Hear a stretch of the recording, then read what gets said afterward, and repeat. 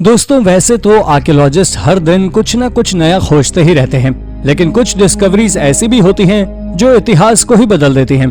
कुछ नई डिस्कवरीज के बाद हिस्ट्री के बारे में हमारी पुरानी नॉलेज गलत प्रूव हो जाती है। आज की इस वीडियो में हम आपको 10 ऐसी ही खोजों के बारे में बताएंगे जिन्होंने हिस्ट्री को ही बदल दिया। तो चलिए शुरू करते हैं आज की इस वीडियो को, पिरामिड और इल्यूजन। दोस्तों, वैसे तो हम सोचते हैं पिरामिड्स इजिप्ट कल्चर का हिस्सा हैं और सबसे पहले पिरामिड्स इजिप्ट में ही बनाए गए थे। लेकिन क्या आपको पता है कि चीन में इजिप्ट के पिरामिड से पहले ही पिरामिड्स बना लिए गए थे। 1992 में ज़ैंग वुई नाम के डाइवर ने फुशान लेक में पिरामिड के अवशेष देखे थे और जब आर्कियोलॉजिस्ट ने इस साइट को विजिट किया तो यहाँ पर वॉल्स, रोड्स आदि भी मिले। इसके अलावा यहाँ स्टेयरकेस भी थी। देखने में तो ये लगभग 21 मीटर लंबा ह्यूमन मेड पिरामिड्स लग रहा था। इसका स्ट्रक्चर कुछ माया लोगों के द्वारा बनाए गए पिरामिड्स जैसा था। इसका बेस लगभग 33 मीटर का था। हालांकि कुछ वैज्ञानिक ये भी मानते हैं कि ये रिमेन्स सिर्फ बिल्डिंग्स के हैं और ये एक इल्यूजन है कि लोगों को ये पिरामिड जैसा दिखता है। आपको क्या लगता है, क्या वाकई फुशान लेक पर कोई पिरामिड होगा या फिर ये सिर्फ भ्रम है? Artifacts of unknown Chinese civilization. मार्च 2021 में दक्षिण पश्चिमी चीन से एक खजाना खोजा गया और इस खोज ने चीन के इतिहास को ही चैलेंज कर दिया गया है। इस साइट पर 500 से भी ज्यादा आर्टिफैक्ट खोजे गए हैं। ये सभी आर्टिफैक्ट्स एक प्राचीन चाइनीज सिविलाइजेशन के हैं जिसके बारे में अभी तक साइंटिस्ट को कोई जानकारी ही नहीं थी। ये सभी आर्टिफैक्ट्स प्रीशियस मटेरियल्स जैसे कि गोल्ड, जेड, आइवरी आदि के बने हुए थे। यानी ये सभ्यता जाहिर तौर पर काफी समृद्ध थी। इसमें एक सोने का बना हुआ मास्क भी था। आर्कियोलॉजिस्ट के अनुसार ये किसी प्रीस्ट का रहा होगा, लेकिन ये पूरी तरह डैमेज था जिसकी वजह से आर्कियोलॉजिस्ट इससे कोई खास जानकारी नहीं जुटा पाए। ये आर्टिफैक्ट्स 3000 साल पुराने हैं और चूंकि अब तक खोजे गए चाइनीज आर्टिफैक्ट्स की तुलना में बेहतर तरीके से डिजाइन किए गए हैं, इसलिए ऐसा कहा जा रहा है कि ये आर्टिफैक्ट्स किसी ऐसी सिविलाइजेशन के थे जिनके बारे में हम नहीं जानते। सौरोपॉड्स फॉसिल्स। चाइना के ही उत्तर पश्चिमी हिस्से में जुलाई 2018 में कुछ फॉसिल्स पाए गए। पहले इन फॉसिल्स को ड्रैगन फॉसिल कहा गया। बाद में रिसर्च के दौरान पता चला कि ये लिंगुआलांग शेंकी नाम की एक स्पीशीज के फॉसिल थे। 174 मिलियन साल पहले पाए जाने वाले डायनासोर्स थे और लगभग 16 साल पहले यही इवॉल्व होकर सौरोपॉड्स बने। इस खोज से पहले साइंटिस्ट को लगता था कि सौरोपॉड्स लगभग 160 मिलियन वर्ष पहले उत्पन्न हुए और लगभग 5 मिलियन साल पहले ही इवॉल्व हुए। लेकिन इस डिस्कवरी के बाद ये साफ हो गया कि सौरोपॉड्स के इवोल्यूशन का प्रोसेस काफी साल पहले शुरू हो गया था। न्यू डिस्कवरी अबाउट एंशिएंट रोम। प्राचीन रोम एंशिएंट वर्ल्ड का सबसे बड़ा और सबसे सिग्निफिकेंट शहर रहा है। मार्च 2021 में हुई एक खोज के बाद ये सामने आया कि आर्काइक पीरियड के पीक के दौरान अभी तक हम जितना बड़ा सोचते आए हैं, रोम उससे कहीं ज्यादा बड़ा था। शहर के बीचों बीच एक 2500 साल पुरानी बिल्डिंग खोजी गई है। ये अवशेष काफी अच्छी तरह प्रिजर्व्ड हैं। यहाँ तक कि इसकी लकड़ी की बनी ओरिजिनल बीम्स, क्ले वॉल्स भी अच्छी तरह प्रिजर्व्ड हैं। कहा जाता है कि किंग सर्वियस जूलियस के समय यह हिस्सा शहर के बॉर्डर में स्थित था। अभी तक ऐसा माना जाता था कि शहर का रेजिडेंशियल हिस्सा साउथ में ही था, लेकिन इस डिस्कवरी के बाद ये साफ हो गया कि रेजिडेंशियल एरियाज पूरे शहर में फैले हुए थे। Oldest pre historic रूइन city of China. आपको फिर से एक बार चाइना की तरफ ले चलते हैं। बात करते हैं शिमाओ शहर के बारे में, जिसको पूरी तरह एक्सकेवेट करने में आर्कियोलॉजिस्ट को 2 साल लग गए। लेकिन अब चीन के इस हिस्से का इतिहास वाकई काफी हद तक बदल गया है। शिमाओ चीन का सबसे पुराना प्री हिस्टोरिक रूइन सिटी माना जा रहा है। ये शहर लगभग 4000 साल पहले बसाया गया था और आज यहाँ अवशेष के नाम पर ज्यादा कुछ तो नहीं बचा है, लेकिन इसके फोर्टिफाइड गेट्स, घरों आदि की बनावट के अवशेष आर्कियोलॉजिस्ट को अपनी ओर आकर्षित कर ही लेते हैं। इसके बाहरी द्वार के बारे में ऐसा कहा जा रहा था कि उसे 2500 साल पहले बनाया गया था, लेकिन अब आर्कियोलॉजिस्ट का मानना है कि यह इससे भी कहीं पुराना है, क्योंकि यहाँ के लगभग सभी अवशेष नष्ट हो चुके हैं। इसलिए यहाँ रहने वाले लोगों के बारे में ज्यादा कोई जानकारी तो नहीं है, पर इतना जरूर है कि यह उस समय की सबसे रिच सिविलाइजेशन रही होगी। Ancient civilisation. रिसर्चर्स द्वारा सार नामक जगह पर खुदाई करने पर उन्होंने कुछ ऐसा पाया जिसके बारे में उन्हें भी कोई विशेष जानकारी नहीं थी। उन्होंने पाया कि पहले वहाँ पर सेंचुरी मौजूद था, जो कि इतिहास का सबसे पुराना सेंचुरी माना जाता है। BBC के अनुसार वो सेंचुरी डिल मून कल्चर के नाम से प्रचलित है। रिसर्चर्स बताते हैं कि उस जगह को पहले 2 हिस्सों में बांटा गया था। एक हिस्से में लोगों के घर बने हुए थे और दूसरे हिस्से में कब्रिस्तान था, जहां उस जगह के निवासी अपने लोगों को दफनाया करते थे। सलमान अल महारी, जो कि इस डिस्कवरी के इंचार्ज हैं, वो बताते हैं कि उन्होंने अपनी टीम के साथ उस समय के लोगों की दिनचर्या के अलावा बहुत सी अनोखी चीजें खोज निकाली हैं। जिनमें एक कुआं भी शामिल है जिसमें पानी जमीन के नीचे से आता था। ये सेंचुरी 3rd सेंचुरी बीसी का है, जिसके बारे में किताबों में पढ़ने को मिलता है। Ancient Roman weapons. वैज्ञानिकों द्वारा मेनोर्का के स्पेनिश आइलैंड पर खुदाई करने पर कुछ बहुत कीमती हथियार मिले जो कि प्राचीन काल में रोमन इस्तेमाल किया करते थे। साइंटिस्ट के मुताबिक ये 4000 साल पुराने हैं। इस आइलैंड पर रोमन काल के अंत में पूरी तरह से कब्जा कर लिया गया था। यहाँ पर एक 3000 फीट ऊंची दीवार है जिसे वहाँ पर रहने वाले लोगों की सुरक्षा के लिए बनाया गया था। इतना ही नहीं, इसके अलावा वहाँ चाकू, तीर, सर्जिकल टूल्स खोजे गए जो कि युद्ध में घायल लोगों के इलाज में इस्तेमाल किए जाते होंगे। पिट्स ऑफ सैक्रिफाइस। चीन में हुई रिसर्च के दौरान साइंटिस्ट को 6 बड़े गड्ढे मिले जो कि एक रहस्यमय साम्राज्य से संबंध रखते हैं। और चौंका देने वाली बात यह है कि इस संबंध में रिसर्चर्स को भी ज्यादा जानकारी नहीं थी। ये खोज सैनचिन डुई के प्राचीन शहर में हुई थी जो कि बीजिंग से 1000 माइल्स की दूरी पर है। खुदाई के दौरान इन गड्ढों में से लगभग 500 कलाकृतियां पाई गई जो कि सोने और ब्रॉन्ज से बने मास्क थे जो किसी मॉन्स्टर की तरह प्रतीत हो रहे थे। माना जाता है कि ये मास्क रोमन साम्राज्य के पहले के हैं, तकरीबन 3000 साल पुराने हैं। उस समय यहाँ पर शू का साम्राज्य हुआ करता था। दोस्तों, वैसे तो इन गड्ढों से इंसान का कोई भी कंकाल या कोई भी सुराग बरामद नहीं हुआ, पर इसका मतलब ये बिल्कुल भी नहीं है कि इन गड्ढों का इस्तेमाल नहीं हुआ होगा। साइंटिस्ट मानते हैं कि हो सकता है कि उस समय के रिवाजों के हिसाब से पहले लोगों को जला दिया जाता होगा, फिर उनकी राख को सोने और ब्रॉन्ज से बनी कलाकृतियों के साथ दफना देते होंगे। हिल्सक लेजेंड्स वर रियल। हिल्सक लोगों के बारे में हम जितना भी जानते हैं वो सिर्फ ओरल हिस्ट्री पर बेस्ड है, यानी कि आपके पूर्वजों ने आपको इनकी कहानियां सुनाई होगी, उनके पूर्वजों ने उन्हें सुनाई होगी। ये लोग ब्रिटिश कोलंबिया के इंडिजीनियस पीपल थे। लोक कथाओं के हिसाब से ये लोग ऐसी जगह रहते थे जो आइस एज के समय भी फ्रीज नहीं हुई। हालांकि साइंटिस्ट अभी तक इसे मिथ ही मानते हैं, लेकिन 2019 में ट्रिकेट आइलैंड पर एक 14000 साल पुराना सेटलमेंट खोजा गया। यह जगह हिल्सक नेशनल टेरिटरी में आती थी और आर्कियोलॉजिस्ट ने भी माना है कि 14000 साल पहले ये जगह ग्लेशियर से घिरी रही होगी। यानी हिल्सक लोगों के बारे में सदियों से सुनाई जाने वाली कहानियां 100% सच थी। इसके अलावा इस खोज से पहले आर्कियोलॉजिस्ट का मानना था कि एंशिएंट लोग सबसे पहले एशिया से अमेरिका अलास्का के लैंड ब्रिज से आए थे, पर अब ये माना जा रहा है कि वो शायद बोट से अमेरिका आए होंगे। Artifacts found in Sundarban. अब बात करते हैं सुंदरबन के इतिहास की। इंडिया की ह्यूली रिवर और बांग्लादेश की बलेसवा रिवर के बीच फैला यह क्षेत्र एक ऐसा एरिया था जिसके बारे में किसी को ज्यादा कोई जानकारी नहीं थी। इस रीजन का पहला मैप भी तब बनाया गया था जब 1674 में ईस्ट इंडिया कंपनी ने इसे खरीदा। 1860 में यहाँ पहली बार फॉर्मल गवर्नमेंट बनी थी, इसीलिए यहाँ पर बहुत ही कम आर्कियोलॉजिकल एक्सकेवेशंस हुए हैं। लेकिन ऐसा माना जाता था कि यहाँ सबसे पहले ह्यूमन 1700 साल पहले आए थे। लेकिन हाल ही में एक फिशरमैन ने कुछ आर्टिफैक्ट्स खोज निकाले हैं जिनको स्टडी करने के बाद आर्कियोलॉजिस्ट का कहना है कि ह्यूमंस यहाँ हमारी कल्पना से 600 साल पहले ही आ गए थे। फिशरमैन को यहाँ से टेराकोटा बीम्स, फिगरिन, कई तरह की पॉटरी और अन्य रिलीजियस आर्टिफैक्ट्स इकट्ठे कर रखे थे। और जब 2016 में उसने इन आर्टिफैक्ट्स को आर्कियोलॉजिस्ट को दिखाया तब पता चला कि ये सभी आर्टिफैक्ट्स 2300 साल पुराने मेरियन पीरियड्स के थे। How old red algae are. थेरेसी साल्स्टेप्स नाम की एक बायोलॉजी स्टूडेंट ने 2015 में कुछ ऐसा ढूंढ निकाला जिसने सभी को हैरान कर दिया। असल में थेरेस चित्रकूट के एक पत्थर की माइक्रोस्कोपिक स्टडी कर रही थी। इसके अंदर से उन्हें रेड एल्गे के फॉसिल्स मिले। अभी तक की जानकारी के हिसाब से रेड एल्गे सबसे पहले 600 मिलियन साल पहले देखे गए थे और वो भी चाइना में। लेकिन इस सैंपल से ये प्रूव हो गया कि एल्गे के ओरिजिन के बारे में हमारी थियोरी गलत थी। ये एल्गे इंडिया से थे। इसके अलावा चाइना के सबसे पुराने एल्गे सैंपल से 1 बिलियन साल पुराने थे। इसके अलावा ये पृथ्वी के सबसे पुराने मल्टी सेल्यूलर जीव भी थे। किल्वा कॉइन। ऑस्ट्रेलिया में पाया गया एक सिक्का शायद दोबारा इतिहास लिखने के लिए काफी होगा। पुरातत्वविद माइक हम्स ने कॉपर का एक छोटा सिक्का ऑस्ट्रेलिया के वेसल द्वीप पर खोजा, जिसे अफ्रीका में सैकड़ों वर्षों पहले प्रयोग होने वाले किल्वा कॉइन माना जा रहा है। सिक्का काफी हद तक क्षीण हो चुका है, लेकिन इसके वजन, आकार और बाकी बचे हुए चिन्हों से हम्स की थ्योरी सही जान पड़ती है।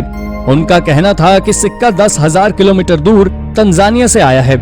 1945 में ऑस्ट्रेलिया में कई किल्वा कॉइन मिले थे, जिन्हें ऑस्ट्रेलिया में पाया जाने वाला सबसे पुराना सिक्का माना जा रहा था। लेकिन कोई भी ये नहीं जानता था कि वो इंडिजीनियस है। ऐसा भी माना जा रहा है कि अफ्रीका को लूटने के बाद 1505 में पुर्तगाली ये सिक्के ऑस्ट्रेलिया लाए थे, या फिर ये सिक्के इंडिजीनियस ऑस्ट्रेलियंस की निशानी है। ये सिक्के यहाँ कैसे आए, इसके बारे में कई कयास लगाए जा रहे हैं, पर अभी तक कोई सटीक जानकारी नहीं है। Viking ring fortresses.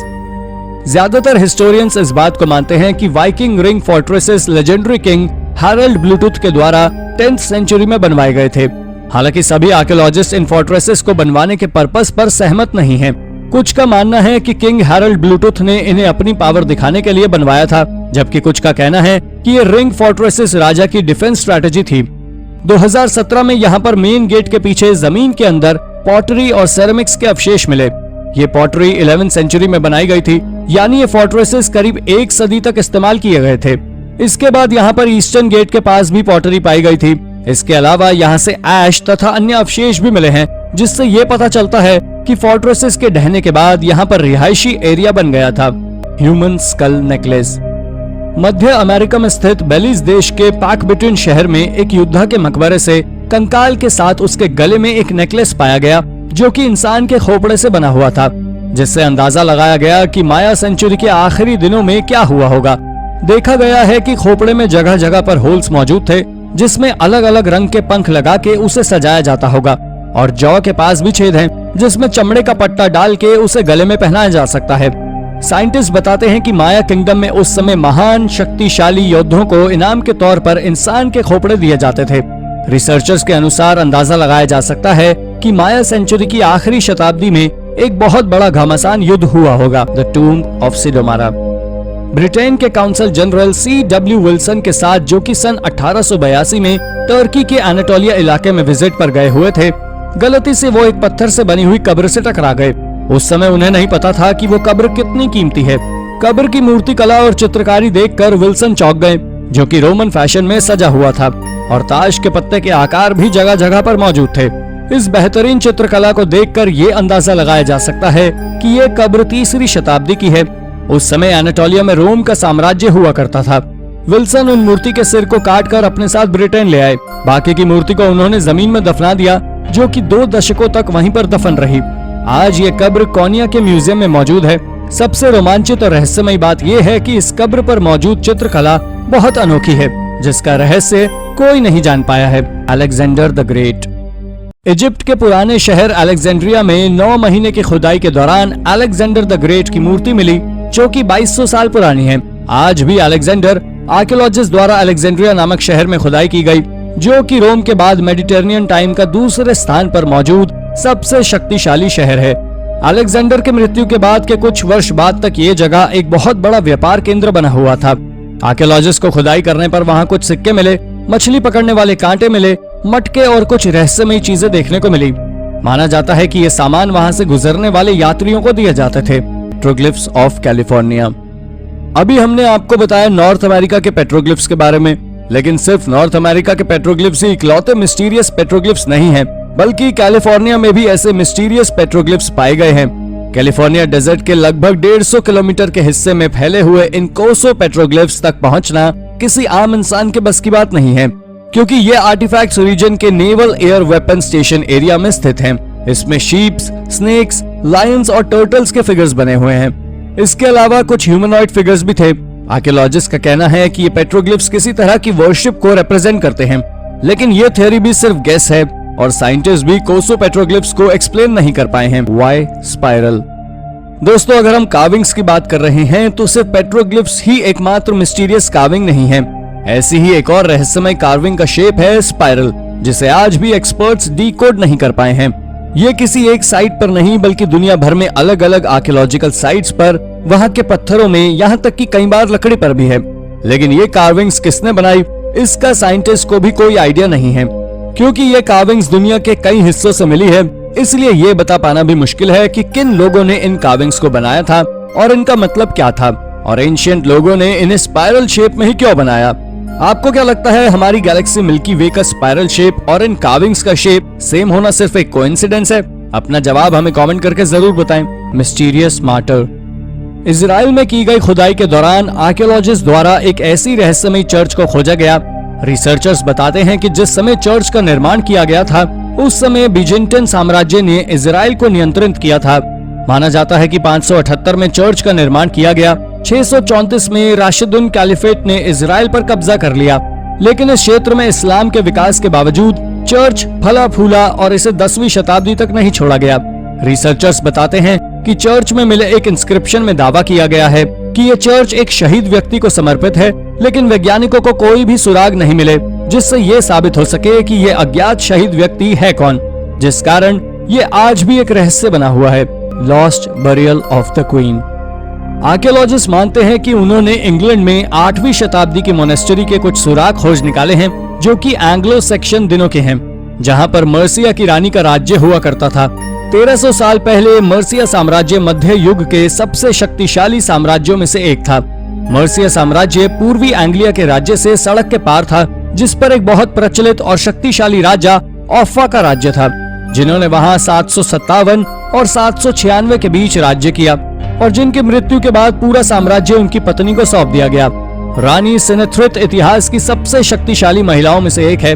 ये एंग्लो सेक्शन के दिनों की अकेली महिला है जिनकी तस्वीर उस समय के सिक्कों पर छपी थी, जिस वजह से इस खोज से वैज्ञानिक भी हैरान हैं। Mysterious mock ruins. पेरू में हाल ही में हुई खुदाई ने प्राचीन के मॉक पीपल से संबंधित बहुत से रहस्य खोले। मॉक पीपल्स इनका साम्राज्य के पहले आए थे, जिन्होंने 100 से 700 एडी तक राज किया। साइंटिस्ट बताते हैं कि मॉक सिविलाइजेशन पेरू के पूरे उत्तरी तट पर फैला हुआ था, जो कि अपने मिलनसार स्वभाव के लिए प्रसिद्ध थे। उन्होंने अपने टाइम पर बहुत से पिरामिड्स बनाए जो कि अभी भी देखने को मिलते हैं। मिले हुए सुराखों से पता चलता है कि ये लोग खेती किया करते थे और साउथ अमेरिकन जैसे बलि में विश्वास करते थे। हाल ही में कुछ समय पूर्व एक नई खोज आर्कियोलॉजिस्ट द्वारा हुआका लिमन डी यूकूप में की गई, जहां उनको 2 कमरे मिले जो मॉन्क सेंचुरी के समय पॉलिटिकल डिबेट और दावतों के प्रयोग हुआ करते थे। उनको वहां पर कुछ सीढ़ियां मिली जो बैंक्वेट हॉल की तरफ जाती हैं, जहां 2 सिंहासन रखे हुए थे। माना जाता है कि इस जगह पर राजा बाहर के राजाओं और लीडर से मिलने के लिए इस्तेमाल करते होंगे और खाने के बारे में बातचीत होती होगी। दूसरे कमरे में बड़ा गोल मंच था, जहां खड़े होकर राजा अपनी प्रजा के लोगों को कुछ जरूरी सूचनाएं या संदेश देते होंगे। Spanish crystal cubes. जब आप पहली नजर में इन क्रिस्टल क्यूब्स को देखेंगे तो आपको लगेगा ये मैन मेड ही होंगी, लेकिन ऐसा नहीं है। ये पूरी तरह नेचुरल है। स्पेन के नावेयुन में विक्टोरिया माइन का ये पाइराइट अपनी यूनिक शाइन के लिए फेमस है। इनकी शेप भी ऑलमोस्ट क्यूबिक होती है। रियोवा की इस लैंड पर अलग अलग समय में कई एंशिएंट सिविलाइजेशन रही हैं और इन्हीं सभी सिविलाइजेशंस के लोग न सिर्फ इन क्यूब्स को कलेक्ट करते थे बल्कि इन्हें यूज भी करते थे। 300 बीसी के समय में यहाँ रहने वाले लोग इन क्यूब्स को मैजिक के लिए यूज किया करते थे, जबकि रोमन लोग इन्हें मोज़ेक बनाने में यूज किया करते थे। मिडीवल टाइम्स में लोग इनका यूज मेडिसिन के तौर पर किया करते थे। हालांकि ये इतने शार्प होते हैं कि इन्हें खाना तो पॉसिबल नहीं होता, फिर भी मेडिसिन में इनका यूज कैसे होता था इसके बारे में साइंटिस्ट को कोई आइडिया नहीं है। आप वहां जाकर अपना क्रिस्टल लेकर भी आ सकते हैं। The devil's bible. Devil bible को दुनिया की सबसे रहस्यमय और खतरनाक किताब माना जाता है, क्योंकि ये किताब किसने और क्यों लिखी थी इसके बारे में आज भी किसी को कोई जानकारी नहीं है। कागज के पन्नों की जगह इस बुक में चमड़े का इस्तेमाल किया गया है। 160 पेजेस की इस बुक का वजन 85 किलोग्राम है, यानी अकेले तो आप इस बुक को उठा भी नहीं पाएंगे। कहा जाता है कि 13वीं सेंचुरी में एक मॉन्क ने अपने वाउस को तोड़ दिया था, जिसके बाद उसे दीवार में चुनवाने की सजा दी गई थी और इससे बचने के लिए उसने एक रात में एक बुक लिखने का दावा किया और जब उसे इसकी परमिशन मिल गई तो उसने बुक लिखना शुरू कर दिया। लेकिन थोड़े ही टाइम में उसको रियलाइज हो गया कि वो अकेले एक रात में ये बुक अकेले नहीं पूरा कर सकता और तब उसने प्रेयर करके एक शैतान को मदद के लिए बुलाया। हालांकि कुछ साइंटिस्ट इस थियोरी को गलत भी मानते हैं। उनका कहना है कि अगर दिन रात एक करके लगातार लिखा जाए तो भी इसे पूरा करने में कम से कम 20 साल का समय लगेगा। लेकिन कुछ रिसर्चर्स का कहना है कि क्योंकि ये बुक सेम हैंडराइटिंग में है, यानी इसे लिखने में 20 साल तो नहीं लगे थे। Chinese coin in Britain. Medieval time में चाइनीज रेजिडेंट्स और ब्रिटिश आइल्स में कोई कनेक्शन तो था। सुनने में यह भले ही आपको अजीब लग रहा हो, लेकिन ब्रिटेन में मिले इन शैंग डायनेस्टी यानी 960 से 1127 के बीच के टाइम के 2 कॉइन्स के लिए एक यही पॉसिबल जस्टिफिकेशन दिया जा सकता है। इन कॉइन्स का इंग्लैंड में 2 अलग अलग जगहों पर मिलना इन्हें और भी मिस्टीरियस बनाता है। पहला सिक्का चेशायर में 2018 में, जबकि दूसरा हैम्पशायर में 2021 की शुरुआत में खोजा गया। चाइना के ये 2 कॉइन्स इंग्लैंड में कैसे आए? क्या सालों पहले चाइना और इंग्लैंड के बीच कोई कनेक्शन था? इन बातों पर साइंटिस्ट अब भी मौन हैं। Slave trade. सितंबर 2020 में मेक्सिको के एक मरीन आर्कियोलॉजिस्ट ने एक पुरानी पैडल व्हील स्टीम बोट के अवशेष खोज निकाले। उनके हिसाब से ये एक स्लेव ट्रेडिंग वेसल था जिसका नाम ला यूनियन था। हिस्टोरियंस का कहना है कास्ट वॉर के समय इसी वेसल से मायान लोगों को क्यूबा ले जाया जाता था। 19th सेंचुरी के अंत तक स्लेव्स का व्यापार क्यूबा में इलीगल माना जाता था, लेकिन कुछ ट्रेडर्स फिर भी ला यूनियन जैसे ही बोट्स में मायान्स का व्यापार किया करते थे। पहले तो लोग ला यूनियन को मिथ समझते थे, लेकिन इस बोट का डिस्क्रिप्शन बिल्कुल ला यूनियन से मैच करता है। इसके अलावा ये भी 1861 में ही डूबा था। पेनिनसुला के युकाटन के सीसल कोस्ट पर ही डूबा था। तो क्या सालों पुरानी ये मिस्ट्री सुलझ गई है? एटलीस्ट साइंटिस्ट तो यही सोचते हैं। Siberian princess tattoos. रशिया के पहाड़ों में 7000 फीट की ऊंचाई पर बर्फ में धंसा हुआ एक महिला का कंकाल पाया गया, जो कि यूकेओ के प्रिंसेस के नाम से जाना जाता है। रिसर्चर्स को कंकाल में कुछ ऐसा देखने को मिला जो चौंका देने वाला था और पहले कभी किसी महिला के कंकाल में नहीं पाया गया। अंदाजा लगाया जाता है कि ये प्रिंसेस पैजरिक से संबंध रखती होगी, जो 2500 साल पहले शासन करते थे। साइंटिस्ट बताते हैं कि प्रिंसेस के साथ 6 घोड़े दफनाए गए थे, जिनको देखकर लग रहा था कि इनकी लगाम लगी हुई है और ये युद्ध के लिए बिल्कुल तैयार हैं। एक बहुत अद्भुत खोज साइंटिस्ट के हाथों में लगी और उन्होंने पाया कि प्रिंसेस के शरीर पर टैटूज के निशान हैं, जो कि बहुत अद्भुत और सुंदर हैं। और उसके मांस में लगी सिहाई की मदद से रिसर्चर ने टैटूज के चित्र को दोबारा बना लिया है। इसके पहले इटालियन आइसमैन के शरीर पर पुराने टैटूज देखने को मिले थे, लेकिन प्रिंसेस के टैटूज ज्यादा जटिल और अद्भुत थे। उनके एक हाथ पर ड्रैगन का टैटू था और भी कई नए मॉडर्न टाइम के टैटूज उनके शरीर से मिले। Petroglyphs of north America. North American continent पर यूरोपियंस के आने से बहुत पहले लाइफ स्टार्ट हो गई थी। हालांकि आज हमारे नॉर्थ अमेरिका की फर्स्ट सेटलर्स से पहले की ज्यादातर सिविलाइजेशंस और उनके कल्चर्स का डॉक्यूमेंटेशन कर लिया है, लेकिन रे ओयो के लियो पेट्रोग्लिफ आज भी हमारे लिए रहस्य बने हुए हैं। आज भी हम ये नहीं जानते कि इन्हें किसने और कब बनाया था। असल में ये पेट्रोग्लिफ 40 अलग अलग इमेजेस का कलेक्शन है, जिसमें ह्यूमंस, बर्ड्स और एनिमल्स के फिगर्स बने हुए हैं। इसके अलावा इसमें कुछ ऐसी इमेजेस भी हैं जिनको समझ पाना काफी मुश्किल है, जैसे कि एक सींग वाली ह्यूमन जैसी आकृति, जो कि शायद सुपर नेचुरल पावर का सिंबल रहा होगा। आर्कियोलॉजिस्ट का अनुमान है कि शायद इन पेट्रोग्लिफ्स को फोर्ट एंशिएंट लोगों ने बनवाया था, लेकिन इस थ्योरी के सपोर्ट में कोई एविडेंस नहीं मिला, इसलिए ये सिर्फ एक गेस ही है। सुमेरियन आर्टिफैक्ट इन पेरू। 1960 में पेरू में मिला ये सुमेरियन आर्टिफैक्ट साइज में भले ही छोटा हो, लेकिन इससे साइंटिस्ट के सामने हिस्ट्री की एक बड़ी पहेली खड़ी कर दी है। ऐसा कहा जाता था कि सुमेरियन लोग समुद्र में ट्रैवल किया करते थे और बाकी किसी भी सिविलाइजेशन से पहले इन लोगों ने ओशन में ट्रैवल करने की टेक्नोलॉजी ढूंढी थी। हालांकि कई लोग इसे र्यूमर भी मानते थे, पर अब इन पेरू में मिले इस सुमेरियन आर्टिफैक्ट ने इस बात को सच साबित कर दिया है कि ऐसा पॉसिबल हो सकता है कि सुमेरियन लोग पेरू आए हों। लेकिन कोई भी वैलिड थ्योरी देने से पहले साइंटिस्ट को इस तरह के और भी अवशेष खोजने होंगे। स्केलेटन इन पिट। 2020 के अंत में ब्रिटेन में एक रहस्यमय पिट स्केलेटन खोजा गया। ये स्केलेटन ब्रॉन्ज एज का था और हियरफोर्डशायर के बिशप स्टैटफोर्ड में पाया गया। अजीब बात यह थी कि वैसे तो इस जगह बाकी सारे बरियल्स काफी सिस्टमैटिक थे, लेकिन ये बॉडी गड्ढे की तली पर पड़ी हुई थी। अब ये बॉडी एक्सीडेंटली गड्ढे में गिर गई या किसी पनिशमेंट के तौर पर उस व्यक्ति को इस तरह दफनाया गया था, ये कोई नहीं जानता। इस साइट के बारे में भी आर्कियोलॉजिस्ट को कोई जानकारी नहीं है, क्योंकि यहाँ से टाइम पर ब्रॉन्ज और रोमन दोनों ही एरा के आर्टिफैक्ट्स पाए जाते हैं। आर्कियोलॉजिस्ट का मानना है कि ये साइट लंबे समय तक एक रिचुअल साइट रही होगी, इसीलिए यहाँ दोनों ही सिविलाइजेशन के अवशेष मिलते हैं। लेकिन किसी स्केलेटन के इस तरह गड्ढे में पड़े हुए मिलने का कोई एक्सप्लेनेशन साइंटिस्ट के पास भी नहीं है। 6 करोड़ ईयर ओल्ड एग। 2020 के मध्य में आर्कटिक के आर्कियोलॉजिस्ट ने सियमर आइलैंड पर पोटैटो के शेप के कुछ आर्टिफैक्ट्स खोज निकाले।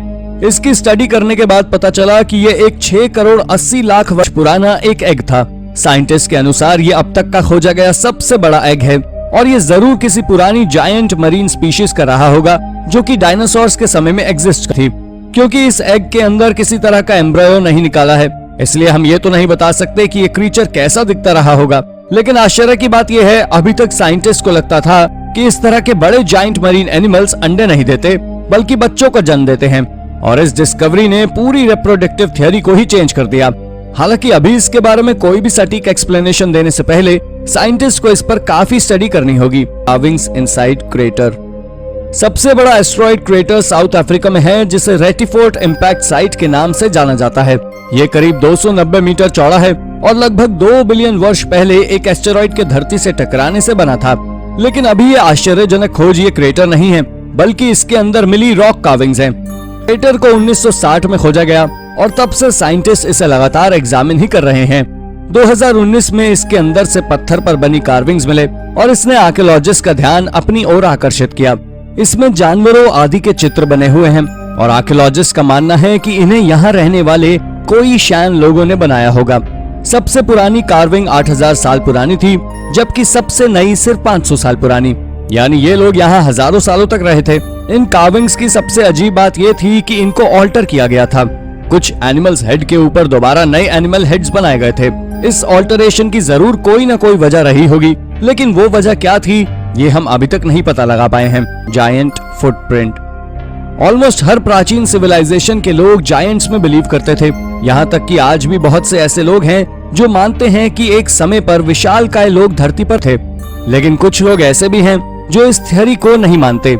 उनका कहना है कि जायंट्स के धरती पर रहने का कोई एविडेंस नहीं मिला है, इसीलिए इस बात पर विश्वास नहीं किया जा सकता कि जायंट्स एग्जिस्ट करते थे। लेकिन ऐसा नहीं है कि जायंट्स के अवशेष मिले ही नहीं। अब पैलेक्सी रिवर के तट पर बने इन जायंट फुटप्रिंट्स को देखिए। ये 7 इंच चौड़ा और 13 फीट लंबा है और इस हिसाब से इसको बनाने वाले आदमी की हाइट लगभग 3 मीटर रही होगी। इसे स्टडी करने वाले एक्सपर्ट्स का कहना है कि ये फुटप्रिंट किसी फीमेल का था, क्योंकि आमतौर पर फीमेल्स की हाइट मेल से कम होती है। तो आप खुद अंदाजा लगा सकते हैं कि इस एरा में मेल्स की हाइट कितनी होती होगी। Mystery sphere. बोस्निया में एक जायंट साइज की स्फेरिकल बॉल मिली है। इसका साइज इतना बड़ा है कि अभी तक इसका आधे से कम हिस्सा भी बाहर ही नहीं निकाला जा सका है। आर्कियोलॉजिस्ट का कहना है कि अगर हम इसे पूरी तरह बाहर निकाल लें तो ये अतीत के कई रहस्यों को सुलझा सकता है। इसकी एक्सपेक्टेड रेडियस 1.2 से 1.5 मीटर के बीच मानी जा रही है। जब इसे खोजा गया था उस समय ये ब्रिटेन की सबसे बड़ी स्फेरिकल शेप की आकृति थी। क्योंकि ये पत्थर की बनी हुई है, इसलिए हिस्टोरियंस का मानना है कि ये नेचुरल स्फीयर रहा होगा, ना कि मैनमेड। इसका कलर ब्राउनिश रेड है, जिससे ये पता चलता है कि इसमें काफी आयरन रहा होगा। लेकिन कुछ लोग इसके परफेक्ट स्फेरिकल शेप के कारण इसे मैनमेड भी मान रहे हैं। इसकी मिस्ट्री इसको पूरी तरह अनकवर करने के बाद ही सॉल्व हो पाएगी। The eyes of God. अगर आप कभी बल्गेरिया जाएं तो आपको प्रोहडना केव में बनी ये आईज ऑफ केव जरूर देखनी होगी। 262 मीटर लंबी इस गुफा के बीचों बीच केव की छत पर ये 2 होल्स हैं और ऐसा माना जाता है कि जब आप इन होल से देखते हैं तो टाइम रुक जाता है। कभी कभी जब इन होल्स से पानी गिरता है तो ये देखने में बिल्कुल ऐसा लगता है जैसे रोती हुई आंखें।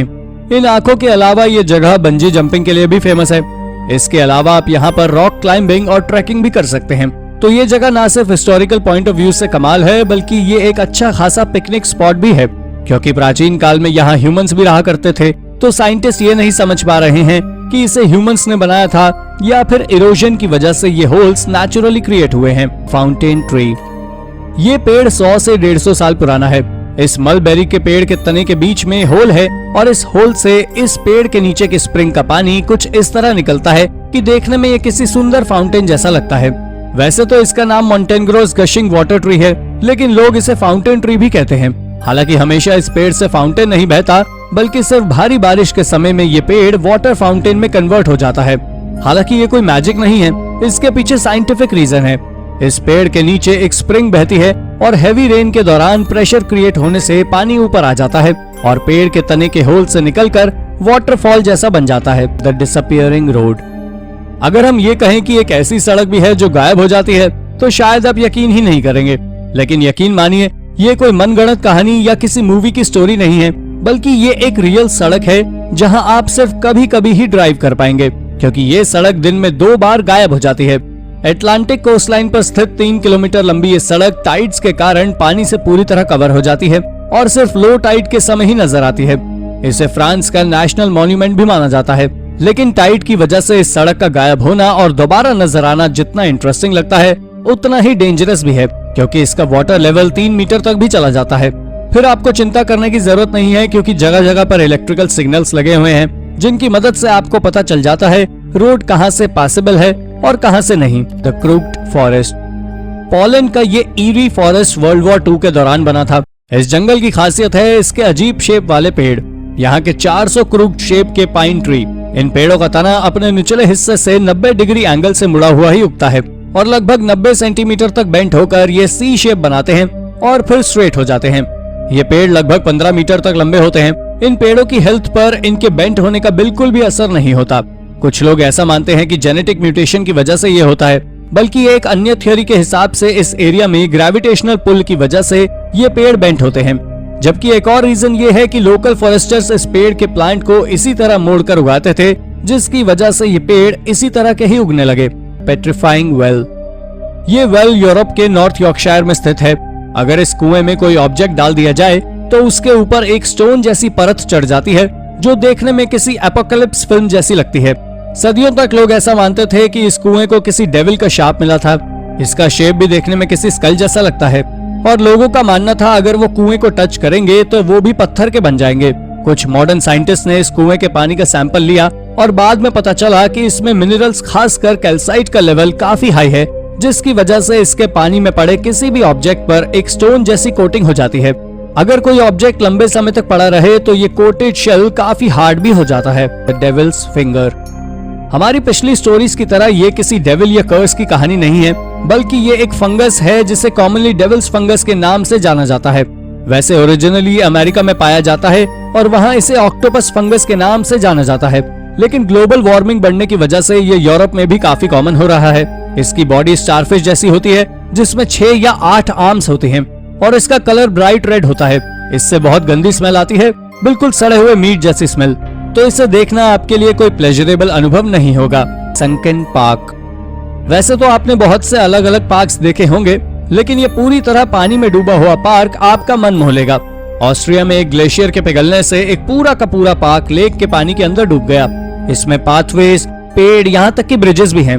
ये पार्क लगभग पानी में 10 मीटर नीचे डूब गया है। हालांकि अब नए रेगुलेशंस के चलते आप लेक में डाइव करके इस अंडर वाटर पार्क को देखने नहीं जा सकते, लेकिन उन डाइवर्स के द्वारा लिए गए वीडियोस को जरूर देख सकते हैं, जो रिस्ट्रिक्शन से पहले इसे देखने गए थे।